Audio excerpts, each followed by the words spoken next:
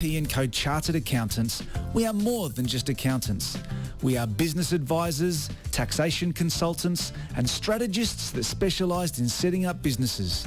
We understand the client and give them the very best customised advice and strategies to achieve their goals. Visit our website dkpco.com.au or give us a call today on 03 9023 9370. Fast, proactive, personal. That's DKP&Co Chartered Accountants. Ever wanted a career in football? From TV deals to player transfers, football is now a global multi-billion-dollar industry in need of qualified professionals who know the sport inside and out. Brought to you by the Global Institute of Sport, the Masters of Football business is delivered by experts from Australia and around the world. Learn online with unique access to networking and guest speaker events at the iconic MCG. Be one of the first Australians to get a football master's degree. Apply now to start in February 2022. Learn more at gis.sport/FNR. gis.sport/FNR. Victory looking to build. Barbarouses is quick. Is he in behind Topo Stanley? It doesn't matter! Costa Barbarouses! Wow! Like a salmon, a spawning salmon. And Diamante again! Oh, he's done it! Unbelievable kick. Mamma mia. Welcome along to another edition of the Oz Football Hour here on FNR Football Nation Radio. I'm Josh Parrish, delighted to be joined by my new co-host, published author, Australian football aficionado. You may have heard him on If You Know Your History as a guest co-host. He's now joining me in the Oz Football Hour, Jason Goldsmith. Welcome to FNR. Thank you very much for the introduction, Josh. Great to be here. Looking forward to discussing all things Oz football over the coming weeks and months. I think we've been missing someone of your stature since Ed Gooden departed the station. So, yeah, another challenge for our producers behind the scenes. I might need a box to stand on for the rest of the season. But I can crouch down a bit lower. We'll see how we go.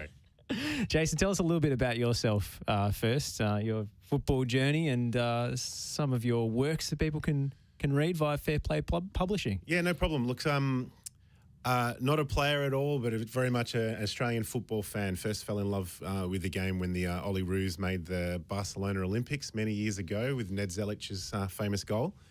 And from there, followed the Socceroos into the new change into, moving from the NSL to the A-League. Had an idea for a book, so put out in 2018, Surfing for England, our Lost Socceroos, which focused on the best Australian football players that never made it to the national team. And from there, last year put out a book called Be My Guest with Lucas Gillard, which was focusing on the greatest footballers that had little club cameos in Australia. And there's some amazing names that have actually played club football out here. So, a couple of books. I've got one in the pipeline for in line with the Women's World Cup next year as well. Well, it's serendipitous timing, your entry here, because not only do we have an international tug-of-war over a promising Australian-Italian youngster, we've also got a star player set to finally return to A-League football tomorrow night in Daniel Sturridge. We do. So I spoke about that. Actually, Lucas and I included Daniel Sturridge in the very final paragraph of our book under rumours that he was rumoured in 2018 to be coming to the A-League, this Champions League winner and the rest of it. And we printed the book and then Perth Glory announced him. So he's had 9 minutes. So let's hopefully tomorrow night when they take on Brisbane that the 9 minutes increases somewhat and his club football outfit's a little bit bigger. Well, he's had plenty of time off to recuperate, some of which may be less ideal in hotel quarantine. But, hopefully he's fit and raring to go. Perth with a big test in front of them, 2 games in the space of a few days after not playing in months. And I saw on the news today, so he's been on the East Coast whilst all the Perth players went back for Christmas. So I haven't followed his Instagram lately since he found his barber, so I'm not sure what he's been doing over East, but he's ready to go. And I'm not sure how Redcliffe is going to be amongst the great stadiums that he's played in front of before. But Redcliffe tomorrow night for Daniel Sturridge. Hopefully gets a few more minutes. Maybe he was trying to avoid another long plane journey to Perth and back. 4 hours. He might have to stay on the East Coast. They've got Sydney on Saturday night after Brisbane tomorrow night. Well, we know a lot of players, or a lot of people, are working from home and working remotely. Maybe Daniel Sturridge can work remotely for Perth Glory, just away games in the East Coast. Maybe. It was kind of like Kyrie Irving in the NBA with the anti-vax status, I guess. But how's he going to have any touch with his teammates or any sort of team? Like, it's a very interesting situation. I'm thinking they have to slowly build him if he's going to be any success. Slowly build up his minutes until he gets a bit of understanding of what his teammates can do, I guess. Well, if there's one team you want to sink your teeth into this season, it's actually Brisbane Roar, who look completely out of form and fitness. They were crawling to the finish line against Sydney FC. We'll get into that game in a little bit. I want to start in Adelaide. Adelaide United 2, Melbourne City 2. Matt Leckie took some of that criticism he was getting a little personally, I think, really revved up for this one, and they didn't get the result again. They crumbled late. It was almost a repeat of the first meeting of these two teams at Highmarsh Stadium. But Leckie, at least, I think, cemented his place in the Socceroos squad. I think so too. And I mean, he doesn't touch the football that much, but his pass to Naboot that scored their first goal for Melbourne City was absolute class. And I think that's what he needs to get the ball a little bit more to be able to, I guess, manage expectations. I'm not sure what everyone expected him to do in the A-League. He is that guy that, will get that pass, will jump up and sort of head a goal here and there, and he's got to rely on his pace and stuff like that. So I guess the Socceroos need him for the next 12 months or so. So it's good to see him get some form back and provide that assist.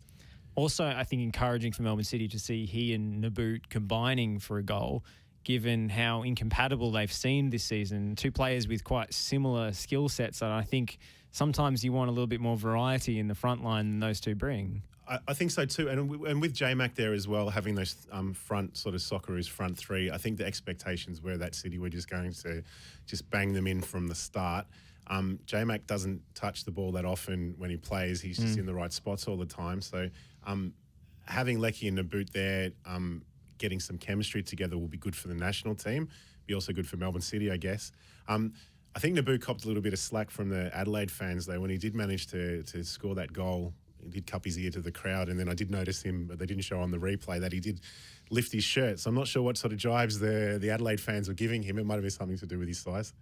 Yeah, he's a big boy, but honestly, he's just a slab of concrete muscle. Absolutely. I actually voiced the opinion, I think it was last year, that Naboo had lifted too many weights and actually made himself a little bit immobile and not agile enough in tight spaces because he just put on too much muscle. Yeah, that's probably fair too, I guess. And he had those soft tissue injuries, which sometimes correlates with people, changing their fitness approach. But again, we need him fit and firing, not so much to be a starter for the Socceroos, but to be knocking on the door anyway. That's healthy for the national team when he's in a bit of form. Yeah, for sure. This game, Melbourne City going down to 10 men after Nuno Reis' shirt pull resulted in a second yellow card and a penalty, which was saved by Tom Glover. Yeah. An excellent save, but he didn't cover himself in glory for maybe either of the goals that Melbourne City conceded. Glover, you mean? Yes. Although saving that penalty, though, I think Goodwin's stutter approach never looked like actually he was going to score. I don't know why Goodwin's doing a stutter. No, he's got one of the cleanest left foots in Australian football. Left feet, I suppose. Yep. And he should just blast it into the top corner. That's what the guy's good at. It is what he's great at. And he's another one that should be knocking on the door for the national team when he's sort of pushing the envelope. It helps. But yeah, that stuttered approach and that pause wasn't that flash. And then Glover had that save too. He did have a very decent save at the end, but then the new Japanese striker for Adelaide, whose name escapes me, managed to... That is Hiroshi Ibusuki, I say, looking at my notes. That's all right. Well, his first few minutes in the A-League were a success and able to tap it in and get the draw secure the draw for Adelaide. So, yeah, I thought Melbourne City outplayed them for most of the game, but, they're probably happy with the point. Especially considering the players that they've got out, the players that have left them, Ben Halloran going to Korea, Stefan Mork just awaiting sort of transfer clearance and the completion of his move to Japan. So Adelaide are having to rely on youngsters and primarily Bernardo via I guess we don't really have a formal father-son rule in the A-League, but he's come in, son of Casio, and has really shouldered a lot of the creative burden in that team all of a sudden as a 17-year-old. 17, and has a little bit about him as well. I think Scott Jamieson was trying to push his buttons a little bit, and he wasn't really taking a backward step, which was great to watch. And maybe with this becomes our our Ben Simmons moment in the A-League if we start getting the imported players, their sons become Australian and come through. Ninkovic, we want that kind of thing, and that might happen for us in the future. Yeah, hopefully, if he does end up being good enough, he does choose to actually represent the national team rather than spending his international breaks working on his shooting. Possibly. I don't know, but do Brazil have many players to choose from their national team? So, yeah, they've got a few strong strong contenders, so I would say. Let's let him establish in the A-League first, and we can see where we can go from there. Melbourne City were expected to, if not walk the league, be right up there. They've had a bit of an up and down season. Marco Tilio seems to impress every time he gets a chance. He was injured for this game, wasn't in the squad, and I think they missed him. Where do you think it's going wrong for Melbourne City? Because they've got so much squad depth. They've got players coming off their bench for 5 minutes that would and were starting for teams like Adelaide, and yet they can't seem to beat them. Taras Kamulka started for Adelaide for quite an extended period, and now is at City, barely plays. So they've got all this money, this vast resources compared to a team like Adelaide who are cutting costs everywhere and trying to pick up transfer fees and so forth. So what's the deal? It's hard to put a finger on because there's no real flow at the moment with all these games being postponed and paused with the COVID. Yeah. And we really don't know how much that's affecting these guys in terms of their fitness. But missing someone that's key, like, say, Curtis Good, has really made a bit of a difference. They have had to juggle and put Roston Griffiths in the back. He's sort of their Mr. Fix-It that will always come in and play a role for City and does it quite well, always does his job. But I think they've really missed Curtis Good. And I think a bit of criticism for Matthew Leckie early, but that's probably because there's no rhythm in terms of them actually playing together and knowing how that actually works. So he started with an assist there for Naboo, as we talked about. So hopefully the front three then will make a difference and it'll start to click pretty soon, I reckon. Yeah, I do wonder. I mean, Leckie is not a creative player. He's never been much of a creative. Yes, he's an executor in the final third when he gets it, but you need somebody further back in a team to start things. And Florent Berenguer has, to me, been excellent, but he only seems to last about 60 minutes and then he either gets substituted or his influence on the game wanes. And they don't seem to have another Berenguer off the bench. No. And I think they won it last year, but the seasons before it was Brillante and it was Luke Bratton that was sort of bringing that provider in the middle that made a difference. So I think they miss Adrian Luna as well. He's an underrated contributor. Yeah, and Aidan O'Neill, I'm not sure has found his straps, coming back as well. I mean, decent pedigree having, played in the Premier League, albeit not many games. But O'Neill, you would want to step up a little bit more, given what he has done for them too. But again, it's early in the season. I think, given their depth and who they've got coming off the bench and all the rest of it, that they'll improve, no problem. I mean, it's sort of just sheer law of averages that if you've got that many good players, they have to click at some point. You would think perhaps. so. Otherwise, questions will be asked of Giznobo. It's crazy to say that coming off a title season, but this is a club with pretty high expectations. They've finally qualified for the Champions League. And maybe that will be, the determination of success or failure for CFG. Maybe. I mean, the springboard, I guess, with the FIFA windows too coming up makes a difference. I mean, they won their title on the back of guys not being able to play for them. Yeah. So Tilio and Kolikovsky coming in. And Atkinson, who's now departed. Yeah, and Atkinson gone as well. So it makes a difference. So, I mean, losing those players and still being able to cover for it. So we'll see how that works out in the coming weeks, I guess. So the World Cup qualification goes through. Well, AFC Champions League draw has been made. We're going to talk a bit more about this with Vince Rugari, but BG Pathum United City of the Philippines. I think they just threw a dart at the wall naming that club. We need a football name. I think that'll do. Throws darts, spins wheel, draws name out of hat. Jeonnam Dragons is probably the more well-known team from South Korea. Given that they were in pot 4, so the lowest ranked team ostensibly in the draw, I think this is a really soft draw for Melbourne City. They should be progressing from this group based on the pedigree of the team. They're a decent chance for second spot anyway. We need to fall in love with this competition again, I guess. You ask any Wanderers fan and that sort of run to them winning it is amazing. You ask any Adelaide, there's a documentary on Adelaide becoming runners-up in this competition. We need to fall in love with this competition and hopefully missing a Japanese side in that draw and if they get some success, it might make a difference. We need for this to be good. We're in the Asian Confederation for a reason, and we need to fall in love and have a really good run at this comp. So fingers crossed that they can do it. We've got 2 other spots, which are probably going to be likely to be Sydney and potentially the Mariners. So we'll see how that one pans out in the coming weeks. Just to put this in perspective, here are some of the teams that City could have drawn and didn't.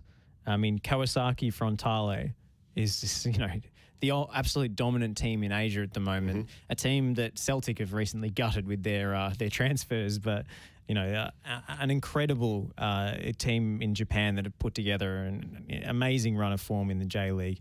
John Book Motors from Korea, who one of the most well-financed and deep teams in Korea. I mean, Shanghai SIPG, we all know about their big spending, maybe less so in recent times due to economic situation in China. Urawa Red Diamonds they could have drawn. They could have drawn Guangzhou Evergrande, Yokohama F Marinos. There's a lot of big teams that they managed to avoid. Whereas for the teams coming through the playoffs, I mean, that final do-or-die away playoff game is looking a little tough. Yeah, I mean, there's a lot to... We need one of the Aussie clubs to have a really good crack at it for us to get back into it. I think it's been a long time since the Wanderers won it. That we need to really sort of cement ourselves why we're in this confederation, what it can give us. Yeah, exactly. So they will need to get past the winners of the FFA Cup. This is and Sydney FC. It's a bit complicated because if Sydney FC win the FFA Cup, they're going to a different spot. We'll need to get past either Kaya FC. Of the Philippines, is it? Yes, and Shan United of Myanmar. But then the second round is when things get slightly more dicey. Either Changchun Yatai of the Chinese Super League or Vissel Kobe, most famously the team of Andres Iniesta in Japan. So that away playoff game is usually where, in the second round, where it falls apart for the Australian teams trying to make it through these sudden death matches. That's it. And we hope that our boys have the numbers ready for the back of their jerseys too as it comes through these playoff rounds. Absolutely. Let's talk Sydney before we go to a break. They had a former Socceroo return from a long hiatus in club football. Mustafa Amini last played in the A-League, was it 2013? Yeah, 8 years. That sounds about right. Yeah, I think it's been 8 years since he last played a game on Australian shores. A very successful time in Denmark for him. Of course, he was initially signed by Borussia Dortmund, absolutely gigantic club in Germany. He managed to qualify for, I believe, the Europa League in Denmark, which was a big milestone for that club. There were people chanting his name in the city square. He was crowd surfing. It was nuts. And then he got a big move to Turkey, and it just didn't work out. One of these situations where the club changes its mind, tears up your contract, total breach of all union and FIFA rules, and left him completely stranded overseas. In a pandemic. So he's had a nasty time of it. It was nice to see him get back out on the pitch. It is good to see him back in that respect, given what he's gone through. I'm not sure if Sydney's the right club for him to get enough minutes to resurrect that career. You don't think so? Well, there's a lot of depth there, with a lot of pace. You saw the guys that they brought on against Brisbane. So there's a lot of good young players sort of coming through Sydney FC. He's still fairly young in football terms, because 8 years out of the A-League. Great to see him back. Hopefully he can make a fist of it and add to those 8 Socceroos caps. I mean, again, if we get guys that like this get in a bit of form and push for a spot in the national team, it'll make a bit of a difference. Yeah, he looked a little bit out of match fitness, but he still did a couple of things on the field that I thought showed his class. There was a little run, purposeful run through the centre of midfield. I think maybe not so much in those 2 attacking midfield spots that Sydney play, but actually in the deeper spots, because since he sort of left Australia, he converted to more of a number 6 type. And that's where we saw him play in limited minutes for the Socceroos. So given that Luke Bratton is out for the season with an ACL injury, he could potentially be the player that comes in to replace Bratton, because I think they've been missing his influence this season. They do. I mean, it's hard to get a real gauge on this season with all the stop-start nature of it, and I think Warren Moon mentioned it as well, that they're trying to COVID manage. Brisbane are trying to COVID manage who's going to run out of puff and who's going to be able to see out the 90 minutes. And Corica did that with Sydney FC, making the 3 subs at one stage, I think after 60 minutes or something. 3 subs in a row to try and do that and try and manage it through. So we'll see how that works. I did think Sydney FC should have won that match. They had plenty more shots at goal. They were very unlucky with a bit of it. And the form of Elvis Kamsoba is one that's really, for people that are based in Melbourne or any Victory fans, is quite surprising. But he has been a revelation, especially in the FFA Cup. But provider on Saturday for their only goal. Elvis is a player who I think divided opinion for a long time and then eventually united opinion amongst Victory fans, and not in a good way.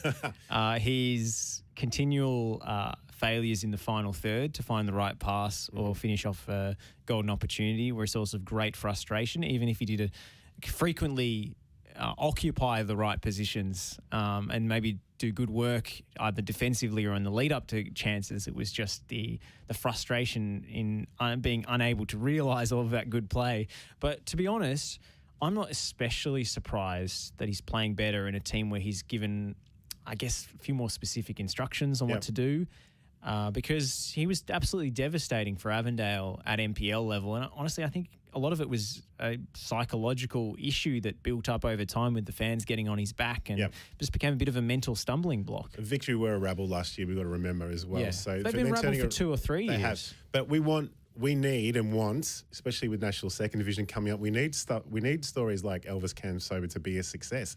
Coming out of the NPL with the FFA Cup, he won the medal for the best non-A-League player in the FFA Cup that year. Mike Cockerell medal, Yes, that's right. He won the Cockerell medal, the inaugural one too. I think it was the first one. So we need success stories like that. So I think it's great that he's actually putting it together. And Sydney FC fans are more than pleasantly surprised with how he's working. And I guess tonight, the FFA Cup semi-final, he'll have another run and see how that goes. Do you think Victory fans' expectations of him were unfair, given that he ended up playing many, many more minutes than in maybe past Victory teams? Say he comes through earlier, he's born earlier, he comes through in 2015 or something, where Victory's got this really strong team and he's just playing bit part 10, 15 minute appearances off the bench. I think he would have been a lot better received in that kind of role. He's probably learning from more experienced players as well, and it would make a massive difference, I'm sure. And I think it doesn't help. There wasn't his backflip for his first goal was disallowed as well. So I guess that would weigh heavily on you as well. I mean, the grief you would cop from that, from everyone, teammates, supporters, etc. So we need him to be a success. We really do. We want to promote the NPL. We want to promote club football in this country coming through. So I think it's great. So good luck to him. Hopefully it continues for Sydney FC. Yeah, absolutely. I mean, he's got confidence now, and that's a powerful thing for a player. Yeah, absolutely. So, again, most of that form's been in the FFA Cup rather than the A-League, but if you can translate it across once that comp's finished, you've only got a couple of games to go if they can get over tonight, so we'll see how that works out. I think people expected him as a sort of flashy winger who does backflips to be a player who gets the ball in one-on-one situations and just takes on defenders. But he's not really that player. No. He's more of someone who combines with others at speed, and that's what we saw for the goal. Yeah, that goal was amazing when he beat those 3 defenders on the wing and then got it out to Caceres and then the pass was just laid on the platter for Caceres. Like, that's what you want. He's not going to take everyone on. He's just got to get in the right positions. That's all he is. He's got to get to the right space. He's got the pace, and he'll have and the skill hopefully comes together for him. But it was, good to see. Absolutely. Well, we'll take a short break here on the Oz Football Hour, but not before letting you know about the Global Institute of Sport. They've got a master's course in football business kicking off next month. Your home base will be the MCG. When you're not learning online, they've got touch points scheduled throughout the year with guest speakers and networking events. It's a whole new type of footballing education that's never been available in this country before.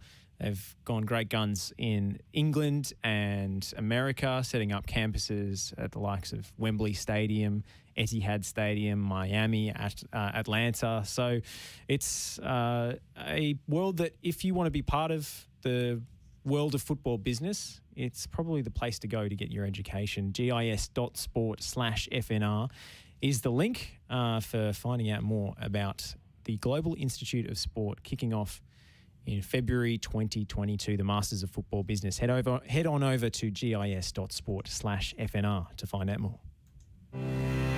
Ever wanted a career in football? From TV deals to player transfers, football is now a global multi-billion-dollar industry in need of qualified professionals who know the sport inside and out. Brought to you by the Global Institute of Sport, the Masters of Football business is delivered by experts from Australia and around the world. Learn online with unique access to networking and guest speaker events at the iconic MCG. Be one of the first Australians to get a football master's degree. Apply now to start in February 2022. Learn more at gis.sport/FNR. gis.sport/FNR. Are you looking to change your destiny in life? Be your own boss? Start your own business? If you are, you need people who understand your needs and are committed to helping you make it happen. At DKP & Co Chartered Accountants, we are more than just accountants. We are business advisors, taxation consultants, and strategists that specialise in setting up businesses. We understand the client and give them the very best customised advice and strategies to achieve their goals. Visit our website dkpco.com.au or give us a call today on 03 9023 9370. Fast, proactive, personal. That's DKP & Co Chartered Accountants.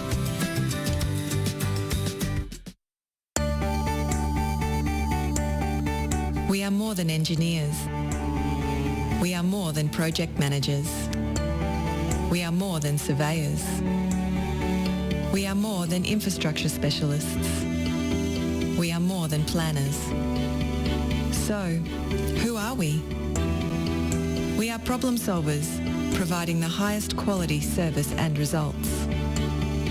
We are a team of skilled professionals, focused on customer needs and outcomes. We are 23 years of industry experience, adhering to the highest safety standards. We are Melbourne, and we are right across Victoria. We are the Lenco Group, your business partner for engineering solutions. Lenco Group. We are more than you realise, and we are ready to partner with you.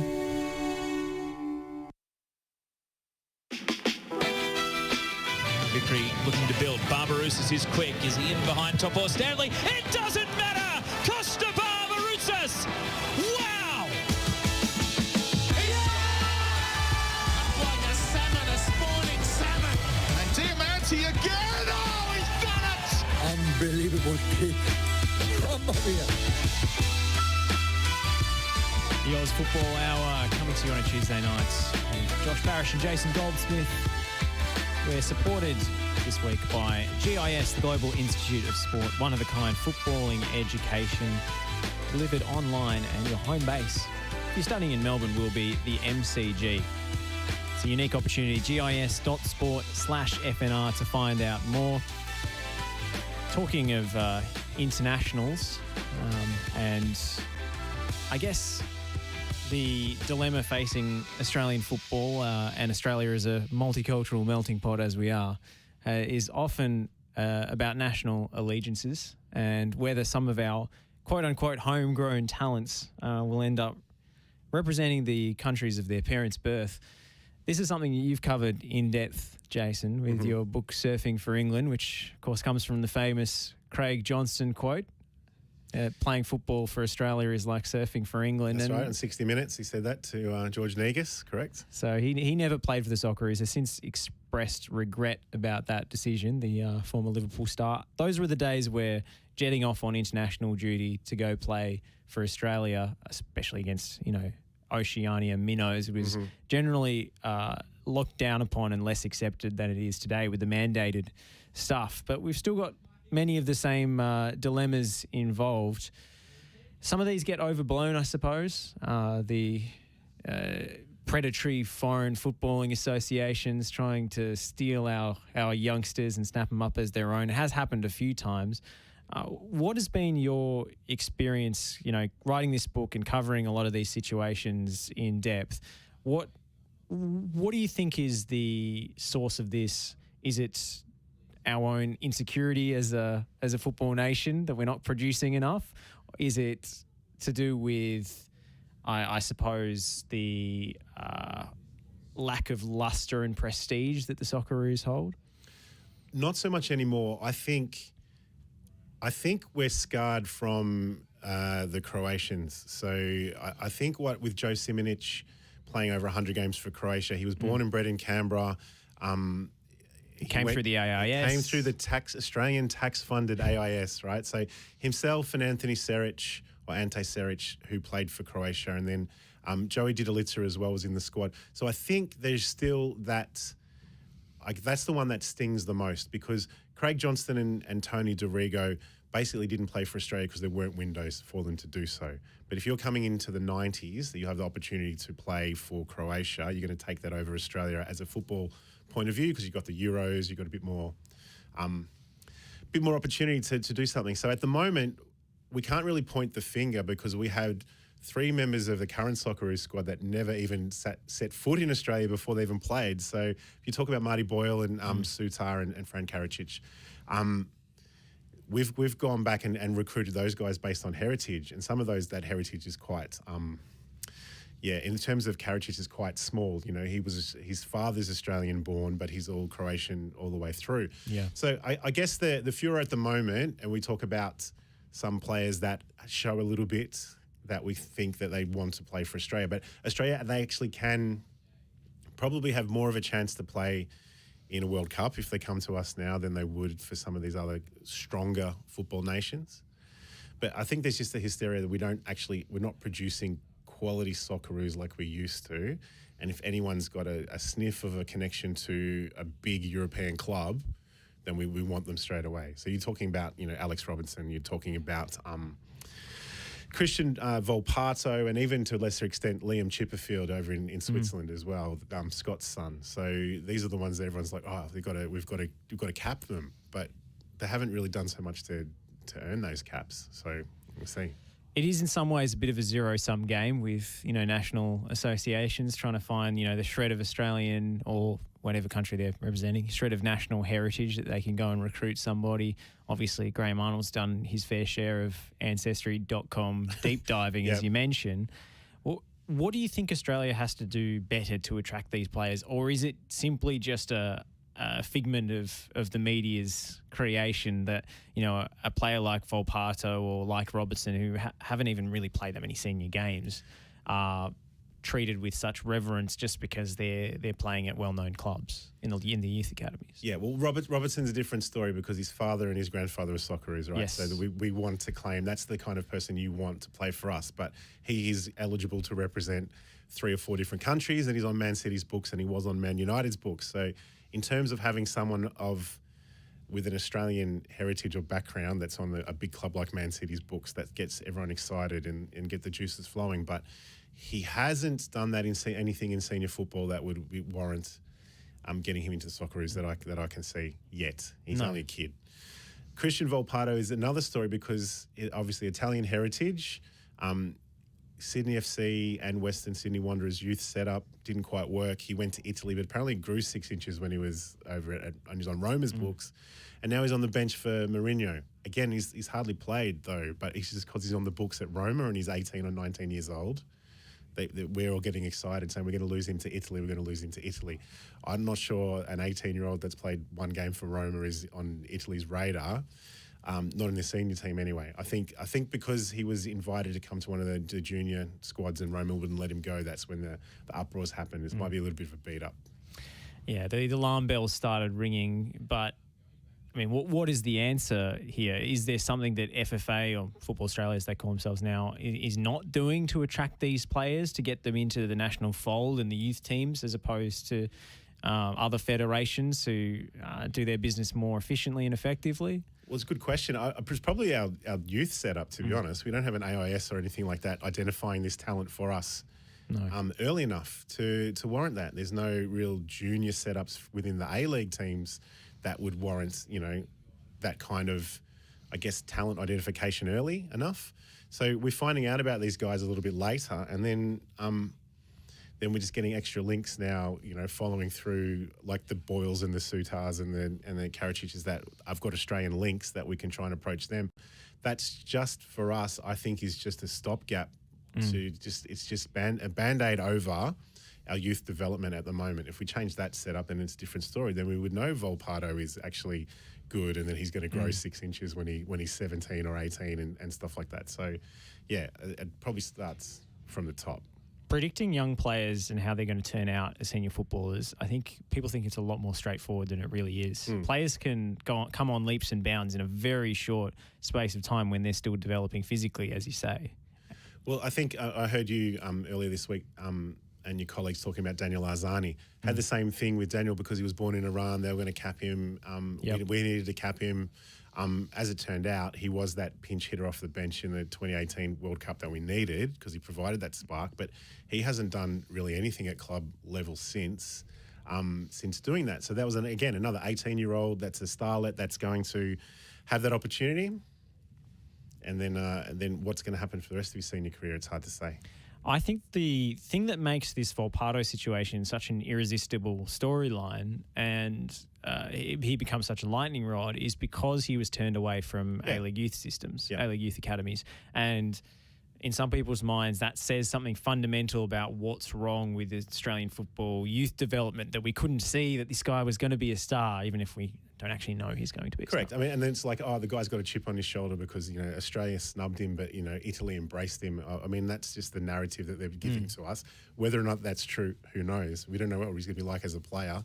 But it makes sense. Like, he didn't quite make it in Australia and we messed up and he's gone to Italy and he's on Roma's books. Like, it's a pretty decent story if he does turn around and make it. But again, I mean, it's up to him. You can't make them or force them to play, and you definitely shouldn't. I'm in two minds with this. If you give them, like, if we don't qualify for the World Cup, and we've still got if we get Mathematically impossible, but we still have qualifiers, then you probably suggest you could throw one in, but you shouldn't gift them away any caps whilst we're still in the mix. I think the context of where the national team is at is very important here because these are crunch games. They have to be won, otherwise we're going to miss out. Correct. So bringing in young players just for the sake of capping them is, to me, nonsense in this situation. The other thing that annoys me about the way this has been covered is that the rules are rarely mentioned. And players under a certain age now can play several games for an international team in a competitive game. They've changed the rules many, many times, so I understand that that's hard to follow. But just giving them one token friendly appearance does nothing to tie their allegiance to the nation going forward. So the purpose of that would be purely psychological to say, yes, we want you to play for Australia. Yeah, and it's, embrace them, invite them into the fold. Train with us. This is what's going to be your future when you play with us. That kind of thing. At the moment, I think the Socceroos have got other things that they need to focus on at the moment, and that's definitely trying to qualify for Qatar because it's not going to be easy in the coming matches for them. It is an interesting one. I hope Volpato makes it because we don't have many players at big European clubs. I hope Robertson makes it, and if we do lose them, we'll still have that link to them, but I can't see them going playing for other national teams at the moment. So we've still got 4 or 5 years for them to develop, probably longer. The other international eligibility story that's done the rounds was a tweet from Adelaide-based Val Migliaccio, obviously been around the traps for a number of years as a journo in South Australia. Huge story in the making, he tweets. A nightmare for FFA, or FA as they're now called. 5 African federations have targeted 15 footballers with African heritage from Australia, some playing overseas, A-League and youngsters from MPL for international football. A dream for players where talent scouts are plenty. So what do you think about this? It's not very specific, that tweet, not a lot of detail in there. But we have seen a few of these stories crop up around the wave of young African Australian players who've been coming into the A-League, and a lot of almost micro-nations, tiny little African countries, really committing a lot of attention and resource to trying to recruit them. I remember the coach of Liberia was very vocal. He was an English guy and he was very quotable. So I think they got a few quotes out of him with the Toure brothers, trying to convert them and bring them over. Do you think it is a threat to the talent that we're now producing from this new wave of immigration, that African countries will seek to steal them from under our noses? I think it's similar to the Croatian situation in the late 90s that we had, but only because, I guess, Joey Lynch wrote a big piece about South Sudan as well, had about 7 or 8 Australian-based players in the last qualifiers, but South Sudan's not a big football nation, and so and Kamsoba played for Burundi, also not a big football nation, you know. So if they wanted to play for a larger country, with us being in Asia and a little bit of extra luster, I guess, that we won't lose out on the big ones. I wouldn't have thought. And you know, we're talking about gifting caps to kids. I mean, if that's the case, then you know that's what can happen. Look at Tim Cahill. You know, just he got that early cap for Samoa and then went, that's actually ruined me. So it depends. Really not sure. It's not new. I mean, like, it's not new because South Sudan have been doing it for the last sort of 4 or 5 years. So we'll see how that progresses. Yeah, I don't put too much stock in this because the players that are defecting, so to speak, never really had too much of a shot at the Socceroos in the first place. Yeah, agreed. Kenny Athiu, Elvis Kamsoba, I don't think anyone's especially disappointed and, in fact, more happy for them that they get to go live their dream and go play international football. It's a good story for me. Yeah, it is a great story, I think. And then it enhances our local league. It enhances the NPL and the rest of it. We have all these guys that are actually playing in big international tournaments. Good on them, you know. You get a cap. We had it before. I mentioned it in my book too. We had like Manny Muscat playing for Malta, and even John Hutchinson playing for Malta, Andrew Durante and Shane Smeltz for New Zealand. You know, they're sort of Australian guys that are playing for other countries because they get a chance to play on the world stage and get to really put something on their football resume. You know where I think it comes from, and maybe this is trying to psychoanalyze, Australia a little bit, but I think it comes from a little bit of a fear from the waves of immigration that these communities are not fully integrated into Australia and they're not really on our side. They're not really Australian. I think it comes from a slightly xenophobic place, especially you look at the Croatian example. I mean, that community has obviously felt a little bit slighted by, mainstream Australia, I suppose. And maybe that made players like Simonic a little bit more ready to jump on board that Croatia team because they grew up with that kind of chip on their shoulder. I don't think that's necessarily the case with the African-Australian community at all. Well, no. Well, there's no large NPL African-based clubs like there are for the Croatians as well. That's true. So there's not sort of that they're not going out to represent South Sudan on a Saturday afternoon in Melbourne like you were if you were playing for Melbourne, Croatia, or the Hellers and that kind of thing. So, there are some clubs, but they're in like state 3 and 4 there's not so much of that because in their wisdom they tried to stamp that out. Now they're bringing it all back. So, I'm not too sure. It's an interesting one. I mean, we've got the stage where we've got Thomas Deng playing for us and his brother played for South Sudan. So, and then we've got, Harry Sutar playing for us and his brother playing for Scotland. So, it's all a bit different now. You can pick and choose, I guess, or who looks after you, who wants you the most. It's a much more globalised world these days. And Global village, for sure. We saw it at a World Cup, Kevin Prince Boateng versus Jerome Boateng in different countries. Yeah. So it's going to happen. I think we need to get used to it and, stop fretting over, the what-ifs and the lost potential. Correct. All right, we're going to take a break. On the other side, we're going to be joined by Vince Rugari from the Sydney Morning Herald, one of Australia's premier football journalists, to talk all things Australian football. We might get stuck into some Champions League. We might touch on this issue. You better stick around, though, because Vince, always good value. We are more than engineers. We are more than project managers. We are more than surveyors. We are more than infrastructure specialists. We are more than planners. So, who are we?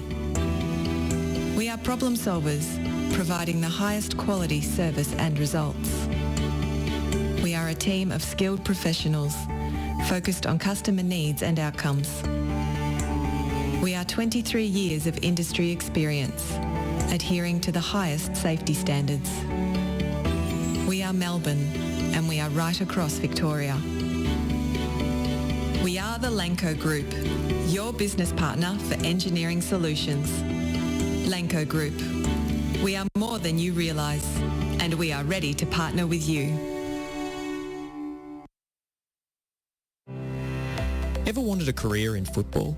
From TV deals to player transfers, football is now a global multi-billion-dollar industry in need of qualified professionals who know the sport inside and out. Brought to you by the Global Institute of Sport, the Masters of Football Business is delivered by experts from Australia and around the world. Learn online with unique access to networking and guest speaker events at the iconic MCG. Be one of the first Australians to get a football master's degree. Apply now to start in February 2022. Learn more at gis.sport/FNR. gis.sport/FNR. Victory looking to build. Barbarouses is quick. Is he in behind Topo Stanley? It doesn't matter! Costa Barbarouses! Wow! Like a salmon, a spawning salmon. And Diamanti again! Oh, he's done it! Unbelievable kick. Mamma mia. And we're back here on the Oz Football Hour on FNR Football Nation Radio. Brought to you today by GIS, the Global Institute of Sport. Go check out their master's degree in football business that's kicking off next month. GIS.sport/FNR. They're still accepting applications for a one-of-a-kind educational experience with your home base being at the MCG. GIS.sport/FNR is the place to go. Josh Parrish and Jason Goldsmith with you. In our final segment today, we want to bring on one of Australia's premier football journalists, Vince Rugari. Welcome back to FNR. Evening, guys. How are you? We're doing well, mates. How are you? Because the A-League has been a vexatious league to cover recently with all of the COVID cancellations and fixture changes. Have you been enjoying a bit of time off from the match beat?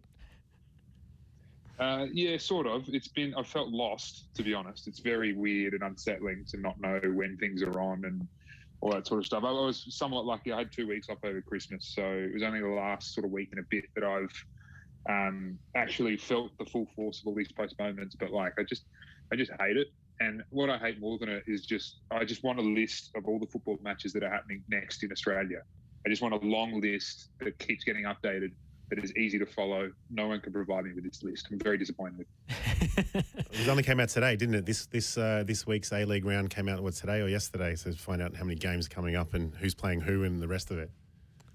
It sounded like it was a bit of a... It felt like they've just put the whole thing on shuffle, sorry. Yeah, I'm sure there's rhyme and reason behind why they've done the things they have, but just looking at it without my head in the game of the APL and what they're looking at, it just looks like literally just random fixtures, shuffle, etc. We talked off air about Perth Glory having not played for a long, long time. They play tomorrow, and then they've got to back it up and play on Saturday night as well.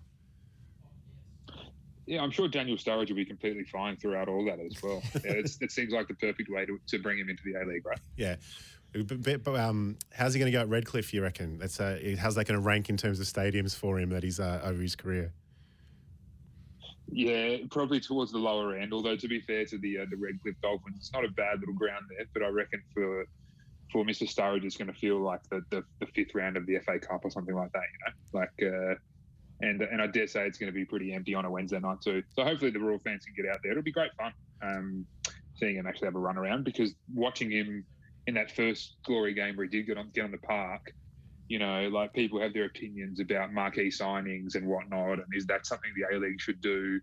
But you can't argue with, when a guy with the profile of Sturridge gets on the field and a city has a full week or two to get excited about it, sell tickets.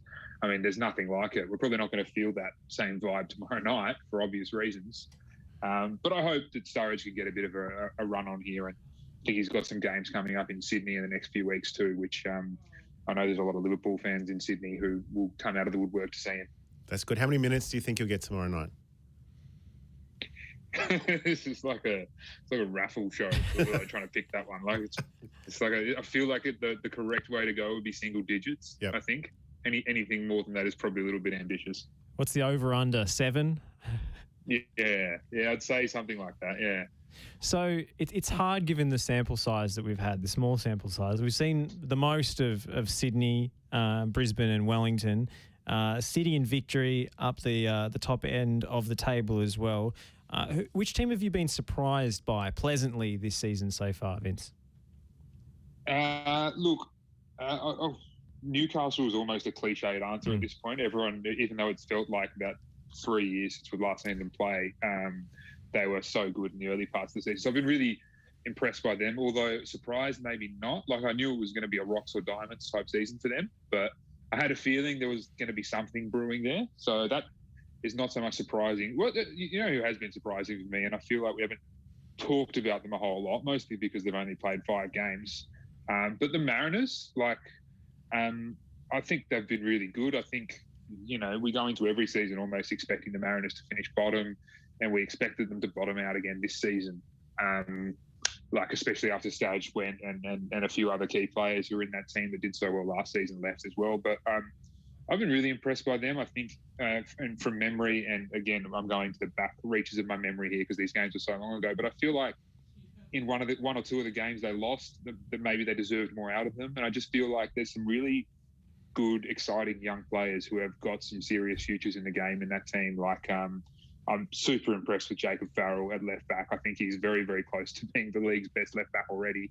I think he's got a massive future in front of him. The kid just looks unflappable. I think Harry Steele in midfield looks great. There's a couple of the imports that they've brought in.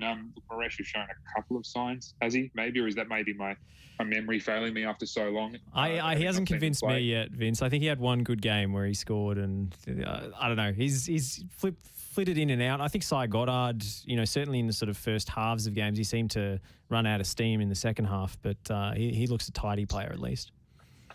Yeah, Ureña's taken a step up. Nisbet is just people. If Nisbet plays for one of the bigger clubs, I think we'd hear a lot more talk about him. I think he is an incredibly tidy footballer again with a massive future in front of him.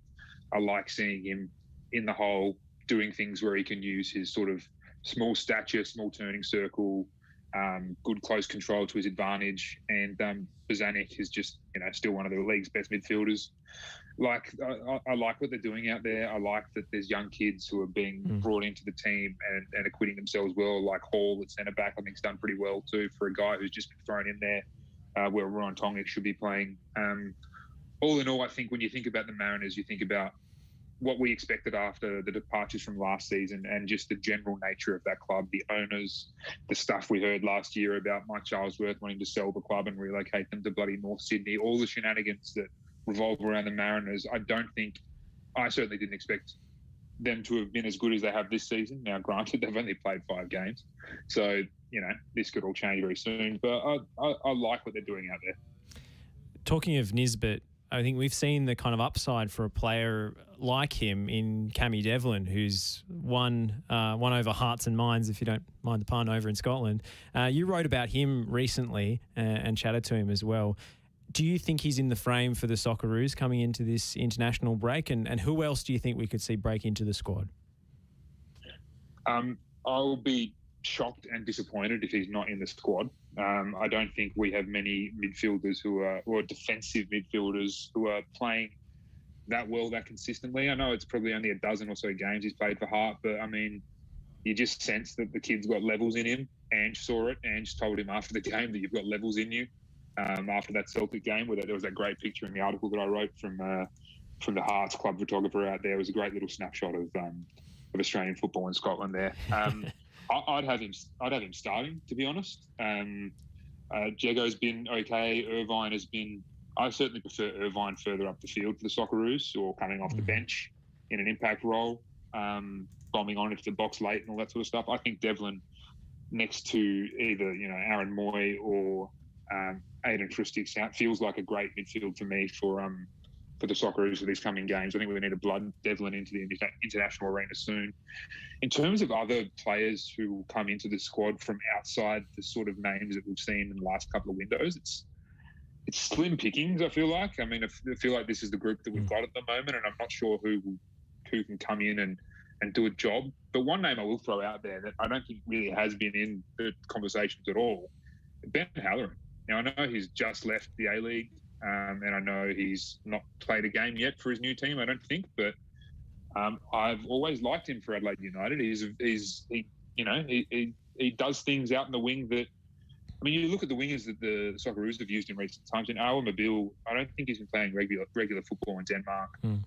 Chris Economides has been, I think, in and out of the setup, right, and also struggling to put together some regular minutes, at least for the Socceroos. And I just think Halloran, for a while, has been a pretty good player. earned a move to Japan off the back of his form, deserves a look in maybe for the squad. I'm just trying to think of ways we can rejuvenate what felt at times like a pretty stale selection of players last year and a stale way of playing. Obviously, things need to change up, and I think, Graham Arnold's probably spent, the past couple of weeks trying to figure out what he can do in this upcoming camp to change things up. But I think a couple of fresh faces, a couple of guys like Devlin, Halloran, etc., will help do that for him. Has Ben Halloran been around in the squad much since Ange had him in 2014? I don't think, has he been called into any camps? I don't think so. Off the top of my head, I don't think so, and I find that to be borderline criminal. Yeah. Not that the guy is a world beater, but in terms of consistent wingers in the A-League, you'll struggle to find too many better ones in the last couple of years, That's it. And he's playing. That's the thing. He's playing minutes. So we don't have too many guys overseas that are playing the regular minutes that you'd want to put into the national team. For sure. The other thing that's good for him as well, though, is that he's not going to... You'd hope he wouldn't need an adjustment period for international football. Yep. Guys played at a World Cup, right? Yeah, correct. We forget that, So that was a long time ago. I mean, we're getting up to bloody nearly 8 years ago. But the guy has World Cup experience. So he's the kind of guy who I feel, even if it hasn't been so long for him in the squad, like it's been ages since he was last picked, you could throw him in there now and he'd sort of find his feet. I would like to think anyway. I think it's a good point, Vince, because... I mean, think about it. Who's had a better A-League season? Matt Leckie, Andrew Naboo, or Ben Halloran? I think I'd pick Ben Halloran out of the three of them. I would too. And look, Leckie needs to be in the squad for sure, just because we don't have many players of that caliber / class. But I think one of the things that Graham Arnold said in that piece with Andrew Webster, one of my colleagues at the SMH, just before Christmas, after Bosler gave him both barrels a couple of times on Stan Sport FC. Yeah, with you. Got the plug in there, which was good. Yeah. Arnie said, I want to see my players playing regular, but the most important thing is that our guys play regular football, over the Christmas break and early January and whatever. And so I would like to think that if you're saying that, you can't just then go and pick the same players who have been in your squad. You have to pick a couple of guys who have done exactly what you said and, perform consistently and regularly. So the squad's going to be fascinating. I think it's going to be coming out on Friday. That's what I was told. That's what they're aiming for. And it's going to be super interesting to see, who's made the cut for Arnie and the sort of group he wants to take forward for these, crucial 4 games that are coming up for us. Now, Vince, I read your interview with Bruce Jitte about Riley McGree's move to Middlesbrough. Did he choose them over Celtic purely on money, do you think? What was the basis of that? Yeah, it's a tough one. And you just don't know unless you're Riley McGree and you've had the conversation that he had. So we're all guessing to some degree. Yep. Well, the guess it was about twice as much, wasn't it? Yeah, well, I mean, I think one of the factors is that I think the transfer fee was a lot higher. So Middlesbrough, I think, would have accepted that. And if personal terms were acceptable, then it just goes ahead, right? It's been a while since my last football manager saved, but I remember that seems to be the process. Look, I think it was like, there's so many merits in either one. Like, obviously Middlesbrough is a pretty big club for a second-tier club. They're in a good position in terms of pursuing Premier League football. It's a lot of games in the Championship every year. Chris Wilder is a good manager. If they're shelling out that sort of money for him, it shows that they're actually, you're not going to spend that many $1 million on a bloke if you're not going to play him, right? Yep. If you're just going to put him on the bench and let him rot. So they have plans for him. The question is, and I'll plug Stan Sport FC again here because Fozzie made a good point about this yesterday. The flip side of that, of going to Celtic, is not just the fact that it's Celtic and you're playing in front of 50,000 most weeks, and it's not just the fact that Ange Postecoglou is the manager and therefore you know that you're going to be playing under a guy who will find things in you that you probably didn't think were there. Those are two major things that are important to remember when you think about the Celtic side of this equation. The other one was that he'll be playing in Europe, playing regularly for trophies, and you've got to balance that against what's possible at Borough. Because if Borough weren't to get promoted this year, who knows what next season looks like? The Championship is a very, very, in terms of what one season looks to the next, it can be changed quite a bit. Like Borough might find themselves mid-table next year or whatever. And so the risk there is if you don't find a way out of a club like Middlesbrough quickly, you might find yourself stuck there versus a couple of good seasons at Celtic. clubs are going to come for you all over Europe. So I think it was basically a 50-50 call as far as the information that I can see and know without having had those conversations, as I said. Yeah. I don't think money would have been the only thing because he's so young and got so much in front of him. But I certainly wouldn't like to have been Riley McGree when I told Ange Postecoglou no, because that would have been a tough conversation. Would have been. It sounded like a slightly passive-aggressive swing at him that Ange took. Like, if they don't want to be here, it's pointless having the conversation. Kind of classic grumpy Ange in a press conference stuff. As a counterpoint to that, how often would McGree have played at Celtic? We don't know what Postecoglou would have promised him was possible, but seeing the form of the Japanese midfielders that have been brought in this window in Itaguchi and Hatate apparently started like a house on fire for Celtic. Then there's David Turnbull, who when he comes back from injury would usually start. Tom Rogic. Like, there's a lot of competition for those midfield spots at Celtic. So I don't know how often Riley McGree would have been playing against quality opposition. He looked to be more of a rotation option, whereas at Middlesbrough, they play with the same formation that Birmingham City did, that, in limited minutes, Riley McGree so impressed as the sort of third man runner behind two strikers and arriving late in the box. That it seems like he maybe has more opportunity for regular minutes at Middlesbrough than for Celtic, where he might have been more of a pinch hitter. Well, yeah, you've reminded me of two more factors, one on each side of the fence. One of them is Middlesbrough is a league that he already plays in. So he knows it well. There is no adjustment required there. Like, it's continuity. And the other factor, probably in favour of Middlesbrough, but on the Celtic side of the equation, is you're completely right. My initial thought was, where does he fit at Celtic? And then some of the many Twitter followers I've recently gained from Scotland threw in their 2 cents and told me that they'd find room for him, that Turnbull and Rogic are injured semi-regularly. They play cup games, they play Europe, et cetera, and it is a pretty long season in Scotland too. So they were arguing that he would get his minutes. And I think the other thing that you've also got to factor in on both sides of the equation here is, at some point as a player, you've got to back yourself too. You've got to say, okay, if this coach is offering me a starting spot, or this coach is offering me an opportunity off the bench or rotation or whatever, then I've got to decide, I know I'm good enough. So what they're putting on the table right now is not what they're going to be putting on the table once they've seen you play 5, 6, 7 games, All of this, though, is somewhat moot.